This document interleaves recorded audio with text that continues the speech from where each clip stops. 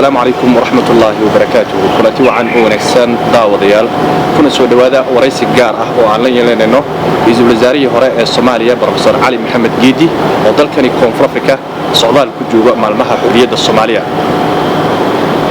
waxaan ka wareysan doonaa dhowr arrimood oo ku saabsan socdaalkiisa iyo xisbiga uu hogaamiyo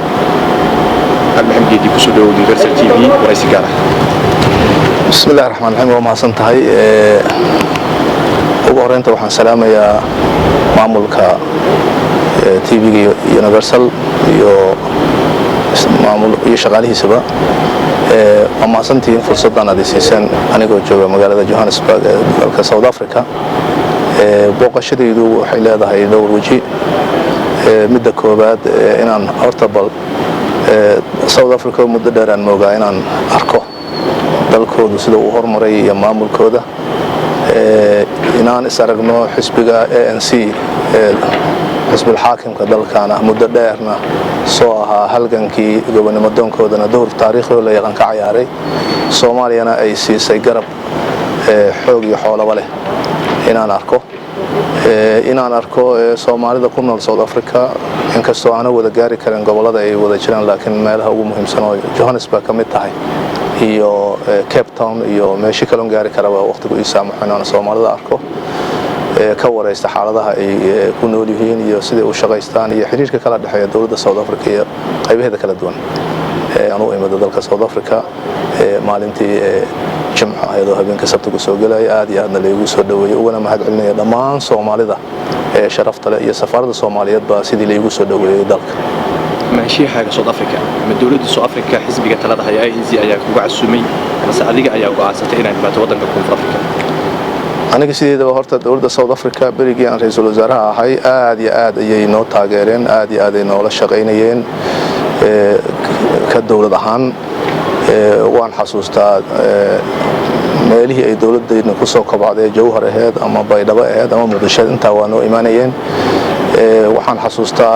duufaanadii tsunami ka dhici jiray waqooyiga Soomaaliya ilaa koonfurta Baraawe inay gurmad weyn noo sameeyeen dawladdu wufuud noo soo direen marka xiriirkii isaga ahay anigoo daba joogay dadka waa isbaranaya ayaan doorashadii madaxweynaha hadda madaxweyne Ramaphosa ayaan hambalyo u soo diray ka ra'iisul wasaarihii hore Soomaaliya ahaan safaaradda South Africa ee Nairobi ayaan u soo mariyay xiriirkii aad bay ugu farxeen waa ii soo jawaabeen iyagoo ka mahad celinaya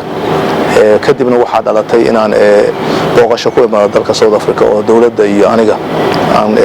ka wada xiriirnay tii aanoo daba jooga ayaan sidaas ku imiday haddana ballama ayaan la leeyahay xisbiga ANC xisbiga talada haya ANC ayaa kulan leeyahay maxaad ka wada hadli doontaan ma dhibaatada Soomaalida Koonfur Afrika ka hadli doontaan ku jira qodobada kala hadli doonto xisbiga talada haya dhibaatada ugu jirta Soomaalida Koonfur Afrika bas haddana adiga gaar ku ayaa kala hadli doontaan anigu inta badan dana gaar kama hadlo dantaydu waxay ku jirtaa danta Soomaalida South Africa sida halgankii gobonimo doonka ee Afrika ama xoreynta dalalka Afrika dawladda Soomaaliya jirtay waagaas dowr shariif ay ka ciyaartay taariikhda ku jira xoreynta dalalka Afrikana taariikhda waa ku taala waa ogtihiin heeso iyo suugaan Soomaaliyeed ka jira oo la tarjumay ay wada og yihiin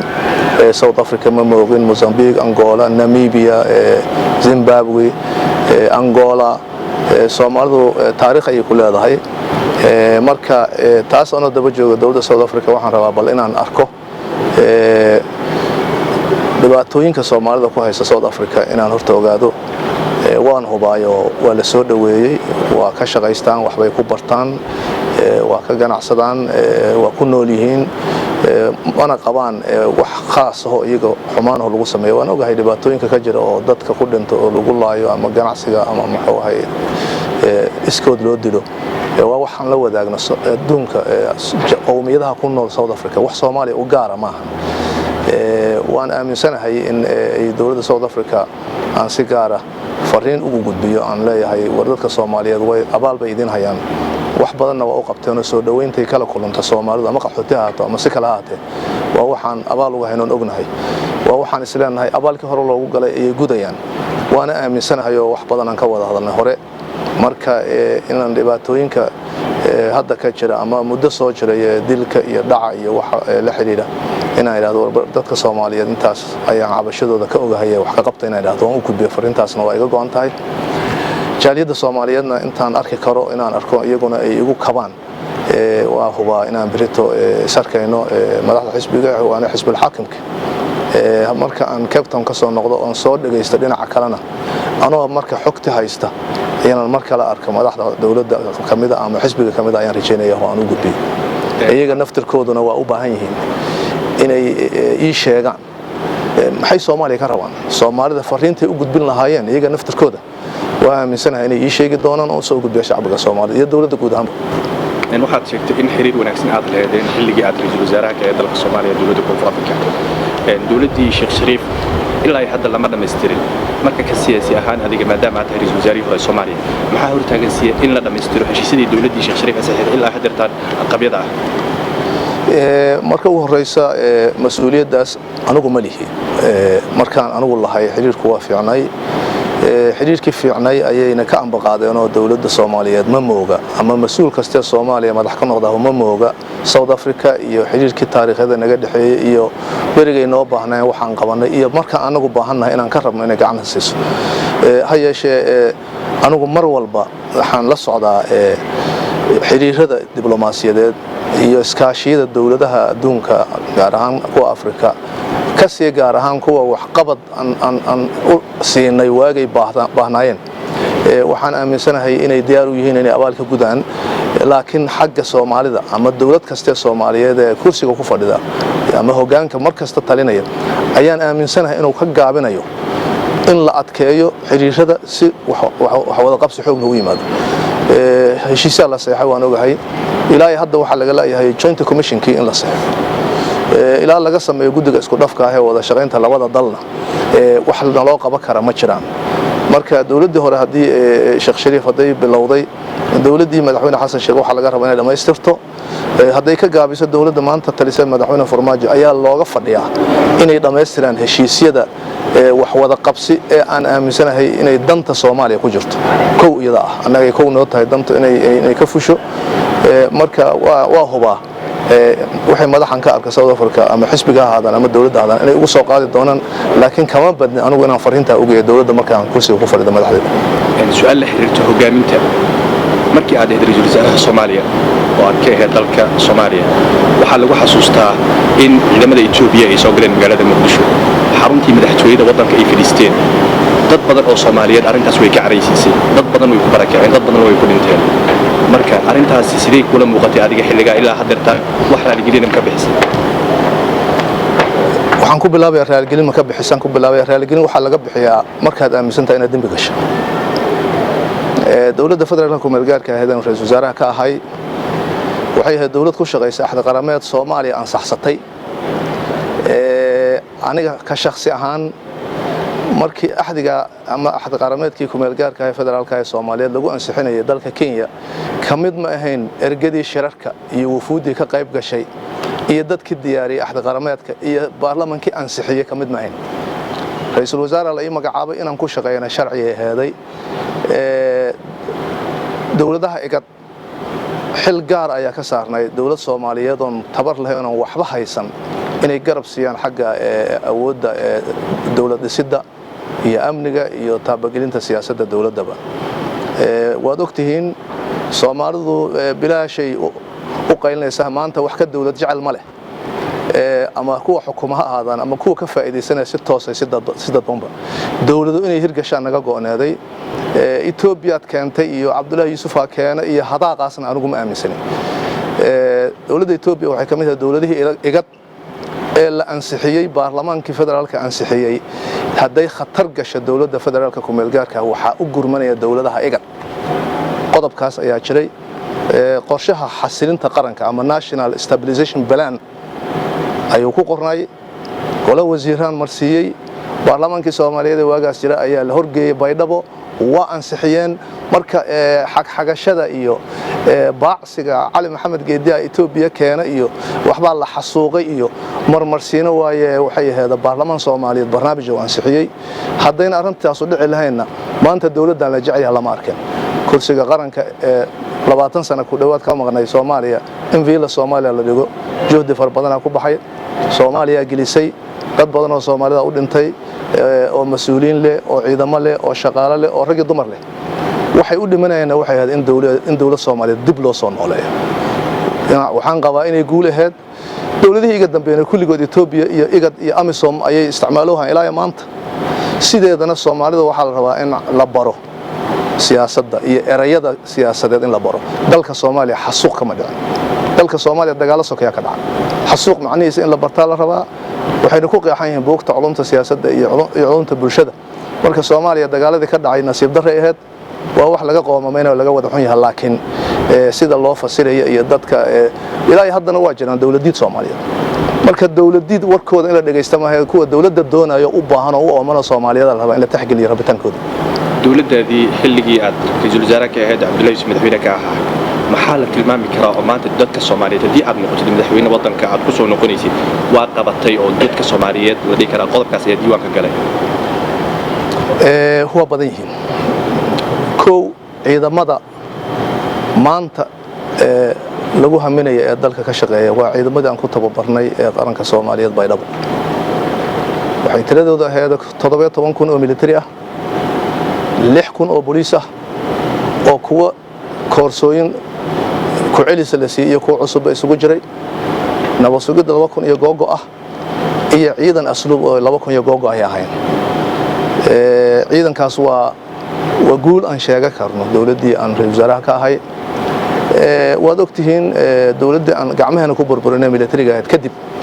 Soomaaliya beesha caalamka oo soo gurmatay Soomaaliduna waa isku dayday dib u heshiisiin iyo shirar wax lagu dhiso dawladdii Cali Mahdi ugu horeysay waa soontiin meeshay ku dambeysay ee dagaaladii laga hor yimiday dawladdii Cabdulqaasim Salaad Xasan ku xigtay oo Djibouti iyadana lagu dhisay waad ogtihiin iyadana sida looga hor yimid marka guulaha aan sheega karno xukuumadda aan ra'iisul wasaaraha ka iyo dawladda Cabdullaahi sallallahu alayhi wasallam waxa kamid ah inaan u bareernay dawladda Soomaaliyeed inaan ku soo celino kursigeeda qaranka inaan dhigno villa Soomaaliya waa legacy ama taariikh aan sheega karno waxaan ra'iisul wasaare noqday iyadoo qofka muwaadinka ah Soomaaliga ama siyaasiga ama dawladda kamid ah haduu safrayo dukaamo suuqada baasaboor cagaaran laga soo gato baasaboorka maanta Soomaaliya ku faanaysa elektroonikada dawladdii anigu aan ra'iisul wasaare ka ahaa samaysay waan xasuustaa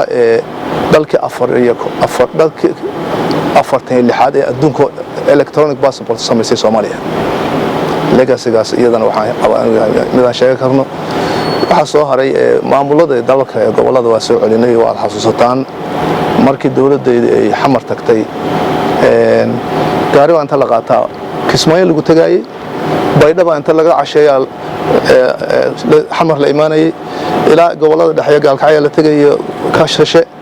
marka waxaan is leeyahay waagaas in kastoo xoogaga argagixisada ayna awoodaha maanta lahayn haddana dawladnimo iyo haybad qarannimo inay soo celiso dawladdeeda ayaan aaminsanahay marka laga soo gudbo arintaasi waxa jira isbedel siyaasadeed oo Soomaaliya dawlad federaal ayaa hadda ka jirto oo gobolada wadanka dhan maamul goboleedyo ayaa ka jira maamul goboleedyada mar walba waxay ka hor imaadaan dawladdii dhexe ee Soomaaliya misleedahay marka waxa loo baahan yahay dawlad dhexe oo awood leh oo gacanta ku dhigta maamulka dalka oo dhan aniga fikirka aan qabahay horta dawlad Soomaaliyeed oo awood leh eragaas Soomaalidu ma wada fahmi karaan waxaan qabaa in dawlad Soomaaliyeed oo sharci iyo dastuur awood leh ku shaqeynaysa la helo waxa awoodda loo rabaa waa dastuurka iyo sharciga haddii dastuurka iyo sharciga laga leexdo dawlad awood yeelamay kalsooni shacbina helimay marka sideedaba anigu waa aaminsanahay dawladuna awood leedahay laana haddaan dawlad awood leh Soomaalida helin xuduudada cirka iyo dhulka ee badda Soomaaliya baylaha waa dawlad difaaci karta awood loo baahan yahay ciidankeeda dhisata oo haysata taageerada iyo rabitaanka shacbigeeda noocaas modelkaas dawladda ay Soomaaliya u baahan tahay weli ma gaarin laakiin wadadeeda in la hayaan aaminsanahay loogana fadhiyo cid kastoo kursiga xukunka ku fadhiisatay wadada marta gaarsiisana dawlad noocaas oo Soomaaliya mahadiso oo magac iyo sharafka ilaaha jirta u soo celiso anigu ma qariyo ma jecli runtii madaxweynayaal fara badan waxaan aaminsanahay dib u eegista dastuurka maanta ama waqtigan socda ay ku jirtaa in magacan madaxweynaha loo helo 7 madaxweyne 6 madaxweyne 8 madaxweyne ma aaminsan anigu baarlamaan kasta iyo madaxdiisana waa kula talinaya inay ka shaqeeyaan marka sharciga xuduud ay leeyihiin sharciga in lagu qoraa ma aha dastuurku waxa weeye mabaadi'i guud laakiin waxa la rabaa legislationka ama sharciyadii qeexaysay مثلا dawladnimada waa naqaanaa waa ku soo barbaarnay gudoomiye gobol xukuma hal nin hal gobernatoro hal gobol xukuma borotokoolka xaqu ka lahaan jiray waa cadda wasaaradda arrimaha gudaha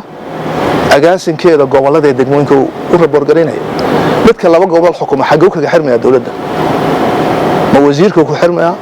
ma agaasimaha guud ku xirmaya ma ra'iisul wasaaraha qaranku ku xirmaya waxa maqanay ka mid tahay oo wada shaqayntu ay u dabacsan tahay marka waxaan ugu baaqi lahaa dawladda federaalka ah inay ku degdegto diyaarisana sharciyadii federaalka ee lagu wada shaqayn lahaa dawladnimada ay dunto cid ay dan uga jirto Soomaaliya ma jirto madaxda qarankana waxaan ugu baaqayaa iyaga naftirkooda haddii la dhaliilo inay haday dhaliisho jirto iska saxaan hadayna dhaliisho jirin inay dad shacbiga tusaan inay been tahay waa dawladda waa la dhibaya waan aqaanaa waxa kale madaxda siyaasiyiinta Soomaaliyeed ama guud ahaan siyaasiyiintaba iyagana aan rabaa saaxiibaday ah inaan ugu baaqo mid kasta waxa uu leeyahay damac siyaasadeed inuu doorasho galo inuu dalka hogaamiyo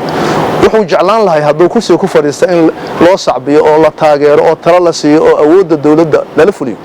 marka midka ku fadhiya inuu ixtiraam laga rabo markaas asagana birta loo ixtiraamo sidaasna waxaan kula talinayaa dhammaan siyaasiyiinta maalmahan dambe waxaa la arkayay adigoo aad u taageeraya dawladda Soomaaliya ee nabad iyo nolol ama Maxamed Cabdullaahi Farmaajo iyo Ra'iisul Wasaare Xasan Cali Khayre xisbigan ay wataan dawladda waddanka maamula in adiga ma dawladda ayaa xiriir hoos la leedahay la taliyimiyaa tahay mase maxaa sababa inaad dawladda taageerto adiga shakhsiyan xaq magidaha horta dawladda xisbi xukumo ma jiro nabad iyo nolol نبينا الحزب اللي راه دولة حكومة ما جرى حزبي وحو حزب الحاكم نقدر مركز حزبية دلك أنت كتر تمام حكم كيسة أو مدولست ها وهون دولة الصوماليات أيان تاجرها أنا قوم تاجره شخصي مدحوينها هو اسمه كان صاحب عنه رئيس الوزراء هو اسمه كان صاحب عنه سياسة يكون جامعي عن دلك أما حس حماته أما حس ماته anugu institutionkaas ama dawladnimada Soomaaliyeed oo Soomaaliya wada ogtahay adiga naftirkaaguna garan karto meesha laga keenay dibka laga soo maray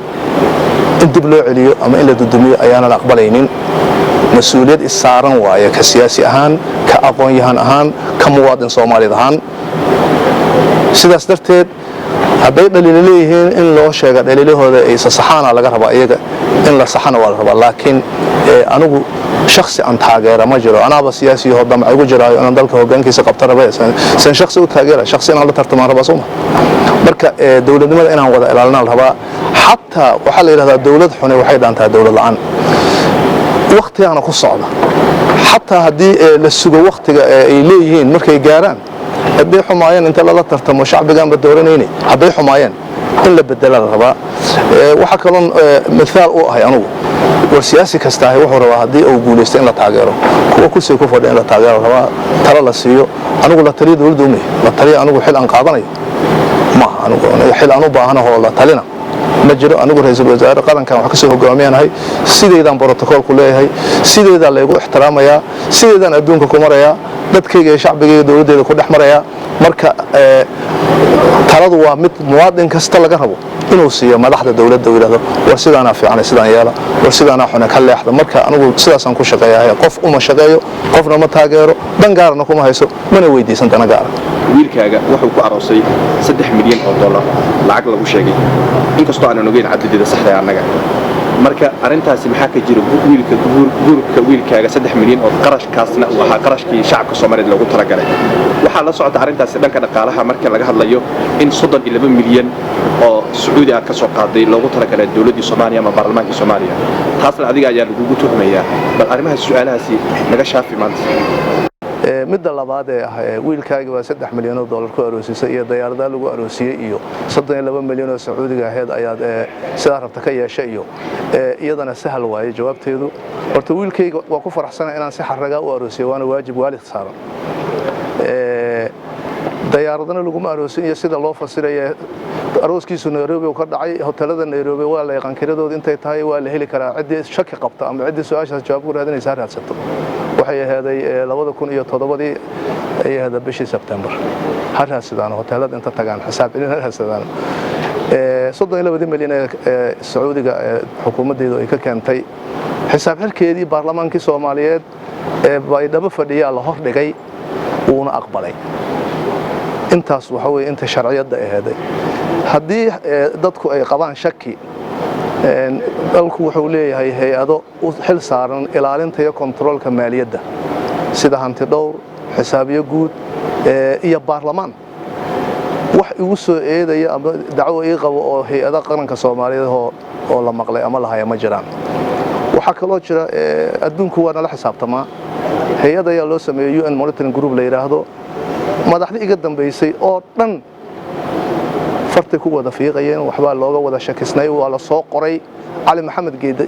UN Monitoring Group ku waxba kuma soo dalcin mana sheegin magaciisa ma qaraabi iyaguna ay leeyihiin oo ma helaanahay waxa soo dhan dadku inay isweydiiyaan rabaa mid kale Soomaalida qaraabada ah ee qaranka Soomaaliya shacbiga Soomaaliya gaar ahaan waxaan ku ugu baaqayaa inayna noqon dooni dibir kama dhigto xala xataa kuwa ay dhahayo su'aalaha weydiinayso xala dad baa telefoon igu weydiinay qaar baa inta arkay waxaan marka waxaan raad lahayn lama sheego waxaan u rajaynayaa ummadda Soomaaliyeed marka inay iska daayaan waxaan jirina wax jira ka shaqeeyaan ra'iisul wasaare hada ka imaadeen waqtiga la siisay waraysiga adiga madar